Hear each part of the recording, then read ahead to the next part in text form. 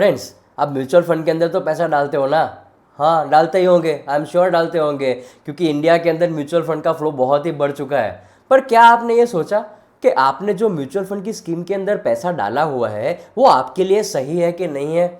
आपका जो mutual fund का जो पोर्टफोलियो बना हुआ है, क्या वो सही तरीके से बना हुआ है कि नहीं बना हुआ है? क्योंकि जनरली तो मैंने यही देखा हुआ है कि जो भी डिस्ट्रीब्यूटर आएगा ना, आपको बोलेगा आप ये म्यूचुअल फंड की स्कीम खरीद लो, आपने वो डिस्ट्रीब्यूटर को एक चेक दे दिया या ऑनलाइन अपना एक म्यूचुअल फंड का स्कीम खरीद लिया।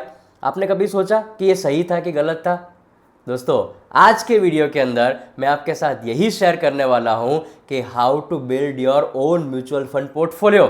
एक म्यूचुअल फंड का पोर्टफोलियो कैसा होना चाहिए, उसके लिए क्या क्या चीज़ें ध्यान में रखनी चाहिए, वो सारी चीज़ें आपके साथ मैं शेयर करने वाला हूं। Welcome to my YouTube channel friends, finance fortune. My name is doctor Hardik Shah.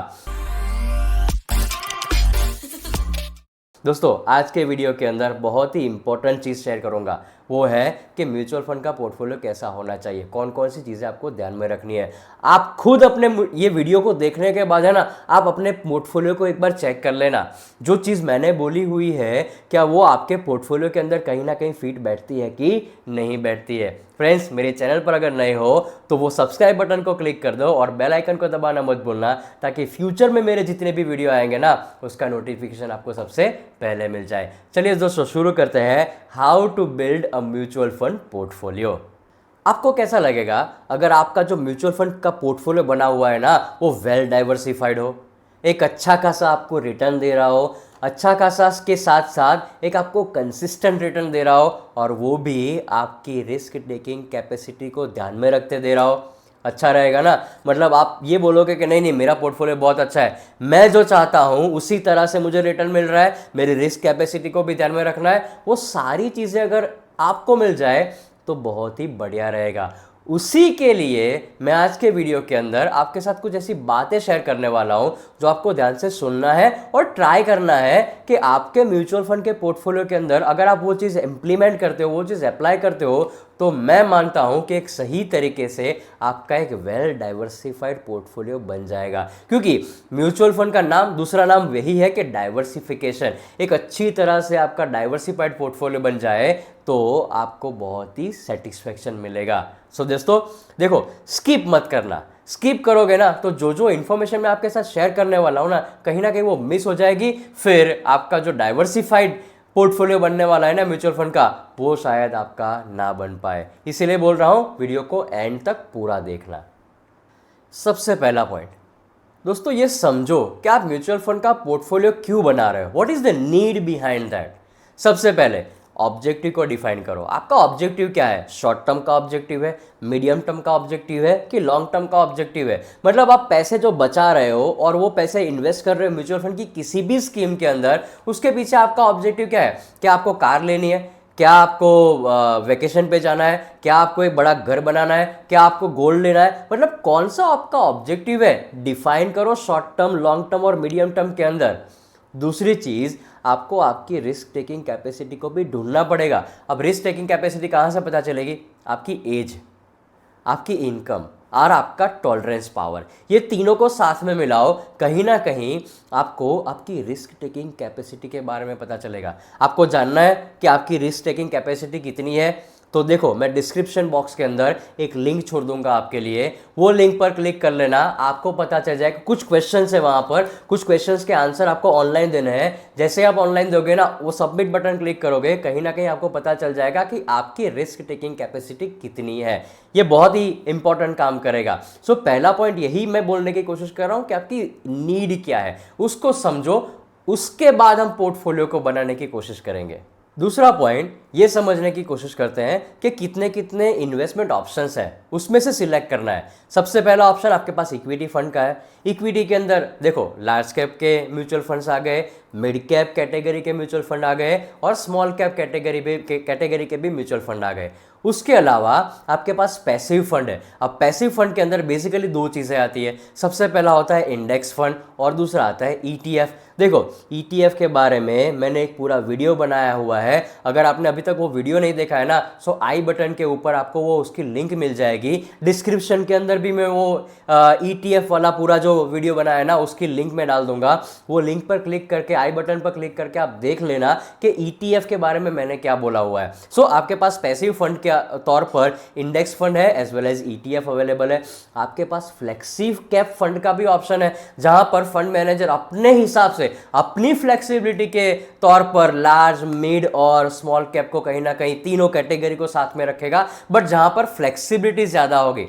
Multi cap fund भी चौथा एक ऑप्शन आपके पास इन्वेस्टमेंट करने के लिए अवेलेबल है, जहां पर आपको फ्लेक्सी कैप फंड जैसी फ्लेक्सिबिलिटी तो नहीं मिलेगी, बट कहीं ना कहीं एक मल्टी कैटेगरी का एक आपका पोर्टफोलियो बनेगा, जहां पर लार्ज कैप, मिड कैप और स्मॉल कैप का भी वहां पर ऑप्शन अवेलेबल होगा। और पांचवा आपको कुछ ज्यादा रिस्क नहीं लेना है ना, सो आपके लिए डेट फंड के भी ऑप्शंस अवेलेबल है, जिसके अंदर एग्रेसिव हाइब्रिड हो गया, कंजर्वेटिव हाइब्रिड हो गया, डायनेमिक एसेट एलोकेशन हो गया, मल्टी एसेट फंड हो गए। कुछ ऐसे अलग अलग डेट स्कीम्स म्यूचुअल फंड की है जहां पर आप अपने पैसे डाल सकते हो, जहां पर आपको कुछ एक्स्ट्राऑर्डिनरी रिटर्न देखने को नहीं मिल सकता है, बट कहीं ना कहीं आपके पैसे तो सिक्योर्ड रहेंगे। सो आइडेंटिफाई करो, ट्राई करो कि lot of investment options are available, उसमें से किसी एक, दो या तीन को कहीं ना कहीं आप सिलेक्ट कर सकते हो। तीसरा एक ऑप्शन मैं बोलूं, अगर कुछ भी पता नहीं चल रहा है तो एक जनरल स्ट्रेटेजी बनाई हुई है, मैंने नहीं बनाई है, बट जनरली बोलते हैं लोग, म्यूचुअल फंड की इंडस्ट्री के अंदर बोलते हैं कि इतना इतना अगर आपके म्यूचुअल फंड के पोर्टफोलियो के अंदर अलग अलग तरीके की स्कीम, तो आपका म्यूचुअल फंड का पोर्टफोलियो अच्छा है। सिंपल, आपको एक चीज करनी है, एक तो आपके म्यूचुअल फंड स्कीम के अंदर या तो इंडेक्स फंड होना चाहिए। इंडेक्स फंड इसीलिए मैं बोल रहा हूं कि कहीं ना कहीं वो मार्केट इंडेक्स से जुड़ा हुआ है। आपको कुछ ज्यादा सोचना नहीं है, आपको एग्जैक्टली मार्केट जैसा वर्क करेगा ना, वही उसी तरह से वो म्यूचुअल फंड के अंदर आपको मतलब आपका इन्वेस्टमेंट का रिटर्न देखने को मिलेगा। दूसरा, ETF के अंदर पैसे डाल दो।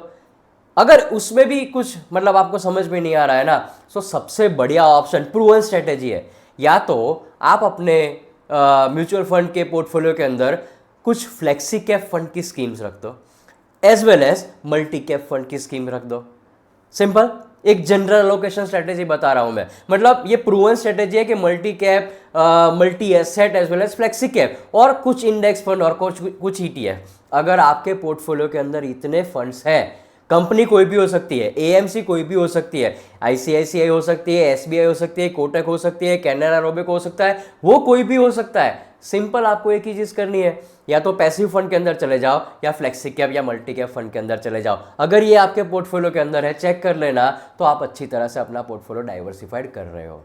एक और बढ़िया तरीका म्यूचुअल फंड का पोर्टफोलियो बिल्डअप करने का, देखो म्यूचुअल फंड में इन्वेस्ट कैसे करते हैं। सबसे पहले या तो लमसम पैसे डाल दो। लमसम का सिंपल मतलब है आपको जब मन करे उस दिन आपको पैसे डालना है। उसकी एक स्ट्रेटेजी बता दूं आपको मैं, लमसम तभी डालना है आपको जब मार्केट ने अच्छा खासा करेक्शन दिया हो। हर करेक्शन के ऊपर लमसम डाल दो, ताकि जब भी मार्केट वो करेक्शन से ऊपर आए ना, आपका पोर्टफोलियो भी बहुत अच्छी तरह से ग्रो करेगा। सो लमसम के अंदर पैसे डालने का बहुत सिंपल स्ट्रेटेजी। चलो लमसम नहीं डालना है, आप SIP में बिलीव करते हो, so SIP is one of the best way to invest in the mutual fund, क्योंकि SIP की एक डेट फिक्स होगी ना, सो वो डेट के अंदर आपको कहीं ना कहीं वो एवरेज आउट करने का आपको एक अच्छा बढ़िया मौका मिल जाएगा। सो दूसरा, आप SIP कर सकते हो। दो और तरीके बताओ म्यूचुअल फंड के अंदर इन्वेस्ट करने के, एक आप SWP कर सकते हो, फुल फॉर्म है सिस्टमेटिक विड्रॉल प्लान, और दूसरा आप STP कर सकते हो, उसका नाम है सिस्टमेटिक ट्रांसफर प्लान। देखो सबसे पहले तो मैं आपको बता दूं, ये SWP और STP के बारे में अगर नहीं पता है ना, तो जल्दी से कमेंट बॉक्स में मुझे लिख के दे दो। अच्छा वीडियो आपके लिए स्पेसिफिकली SWP और STP के बारे में मैं बना दूंगा, सो आपको वो अच्छी तरह से जानकारी मिल जाए। सो इन्वेस्टमेंट करने का ऑप्शन आपके पास SWP का है, जहां पर आप कहीं ना कहीं मंथली बेसिस पर पैसे भी विड्रॉ कर सकते हो और आपके फंड का ग्रोथ भी हो सकता है। और STP मतलब कहीं ना कहीं कुछ ऐसी स्कीम हो सकती है जो अच्छी तरह से काम नहीं कर रही है, सो उसको आप ट्रांसफर भी कर सकते हो, या तो बहुत अच्छा स्कीम चालू है, मतलब रिटर्न भी अच्छा आ रहा है, अब आपको वो रिटर्न को सिक्योर करना है, सो कहीं ना कहीं वो इक्विटी में से भी आप उसको डेट फंड के अंदर ट्रांसफर कर सकते हो। सो ये कुछ तरीके हैं जहां पर आप अपने इन्वेस्टमेंट ऑप्शन चूज कर सकते हो कि भाई म्यूचुअल फंड के अंदर डालना है तो कौन से तरीके से मैं म्यूचुअल फंड के अंदर पैसे डाल सकता हूं। फ्रेंड्स, आपको एक मुफ्त की एडवाइस दे दूं, है ना, आपके म्यूचुअल फंड के पोर्टफोलियो के अंदर एक लार्ज कैप की स्कीम होनी चाहिए, एक मिड कैप की स्कीम होनी चाहिए, एक स्मॉल कैप की स्कीम होनी चाहिए। उसके साथ साथ एडिशनल आपके म्यूचुअल फंड के स्कीम्स के अंदर, पोर्टफोलियो के अंदर एक फ्लेक्सी कैप होना चाहिए, एक मल्टी कैप होना चाहिए, एक मल्टी एसेट होना चाहिए, एक डायनेमिक एसेट एलोकेशन होना चाहिए, एज वेल एज लास्ट में कहीं ना कहीं अगर आप इंडेक्स फंड और ईटीएफ लेके भी बैठे हो ना, अगर इतना सारा चीज़ आपके म्यूचुअल फंड के पोर्टफोलियो के अंदर है, सो आपने वेल डाइवर्सिफाइड पोर्टफोलियो बना के रखा है। आप अपने डिस्ट्रीब्यूटर को पूछ लो कि उसने क्या आपको फ्लेक्सी कैप सजेस्ट किया हुआ है, मल्टी एसेट सजेस्ट किया हुआ है, मल्टी कैप सजेस्ट किया हुआ है, लार्ज और मिड कैप का कॉम्बो सजेस्ट किया हुआ है। अगर नहीं किया है ना, सो उसको पूछो कि भाई मुझे multi cap, flexi cap, multi asset ये कॉम्बो चाहिए मेरे म्यूचुअल फंड के पोर्टफोलियो के अंदर, तभी जाके आप एक अच्छा वेल डाइवर्सिफाइड पोर्टफोलियो बना सकते हो। फ्रेंड्स, ये वीडियो को हो सके उतने लोगों के साथ शेयर कर दो ताकि उनको एक आइडिया आ जाए, बेसिक नॉलेज मिल जाए कि म्यूचुअल फंड का एक portfolio, well diversified portfolio build up करना है ना, सो कौन कौन सी चीज़ें उनको ध्यान में रखनी है। Friends, thank you so much for watching my video. Thank you very much.